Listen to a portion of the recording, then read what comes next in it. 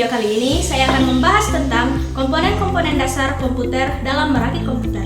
Namun sebelum itu, perkenalkan, nama saya Gita Tandi Embong. Saya bersekolah di SMKN 2 Toraja Utara. Sekarang saya menduduki bangku kelas 12 TKJA. Dan sekarang saya sedang melakukan praktek kerja lapangan di industri pelaka komputer. Nah, langsung saja kita masuk ke dalam videonya. Nah, perangkat dasar yang ada pada komputer terdapat 4, yaitu input, proses, output, dan tools.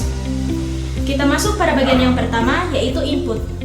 Input ini memiliki beberapa komponen, yaitu keyboard, mouse, power supply, CD atau DVD room, dan modem. Yang pertama, keyboard. Keyboard berfungsi sebagai perangkat input untuk memasukkan data, perintah, dan instruktur ke dalam komputer. Yang kedua, mouse. Mouse berfungsi sebagai alat untuk mengendalikan kursor di layar komputer dan memberikan perintah kepada komputer. Ketiga, yaitu power supply. Fungsi dari power supply adalah untuk mengalirkan arus listrik ke semua perangkat komputer. Yang keempat, ada CD dan DVD room. CD berfungsi untuk menyimpan data, dan DVD berfungsi untuk membaca data yang tersimpan di CD. Dan yang terakhir, ada modem. Modem berfungsi untuk menghubungkan perangkat komputer dan jaringan internet. Kita masuk pada bagian kedua, yaitu proses.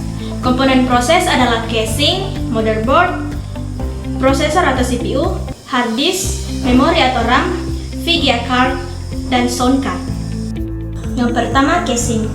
Casing adalah alat yang berfungsi sebagai wadah yang melindungi komponen internal dan kerusakan fisik seperti debu dan benturan. Yang kedua adalah motherboard. Motherboard adalah alat yang berfungsi sebagai media tempat untuk menghubungkan komponen-komponen hardware agar komputer dapat bekerja. Yang ketiga adalah prosesor.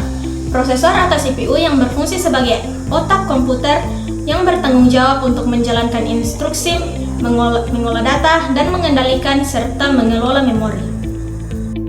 Yang keempat ada hard disk. Hard disk memiliki fungsi utama untuk menyimpan data secara permanen di komputer. Yang kelima ada memori. Memori atau RAM berfungsi untuk menyimpan data atau informasi, baik itu sementara ataupun permanen. Yang keenam ada VGA card. VGA card berfungsi untuk menampilkan output proses ke monitor. Tanpa VGA card, layar monitor tidak akan menampilkan apa-apa. Yang ketujuh ada sound card. Sound card berfungsi untuk mengeluarkan suara dari komputer ke speaker aktif. Kita masuk pada bagian ketiga, yaitu output. Output terdiri dari 3 komponen, yaitu monitor, printer, dan speaker aktif. Kita masuk pada bagian pertama, yaitu monitor. Monitor berfungsi untuk menampilkan semua yang sedang berjalan di komputer, seperti teks, gambar, video, dan grafik. Yang kedua ada printer. Printer adalah alat yang berfungsi untuk mencetak ke media kertas, baik itu teks, gambar, atau foto dari data. Yang ketiga ada speaker aktif. Speaker aktif ini berfungsi untuk menghasilkan suara atau mengubah sinyal listrik menjadi gelombang suara yang didapat didengar. Kita masuk pada bagian yang keempat, yaitu tools. Tools dibagi menjadi 5 bagian, yaitu obeng atau touchpen, kabel power, kabel ID ATA atau SATA, stabilizer, dan UPS. Yang pertama ada obeng. Obeng atau touchpen dibagi menjadi 2, yaitu obeng minus dan obeng plus. Obeng berfungsi untuk membuka dan memasang skrup pada casing.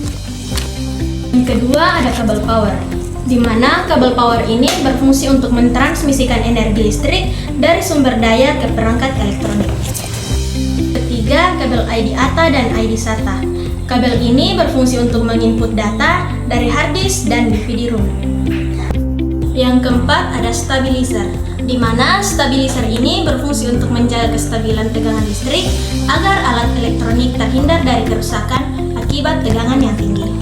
Dan yang terakhir ada UPS, memiliki fungsi utama sebagai sumber daya cadangan ketika terjadi gangguan atau pemadaman listrik utama.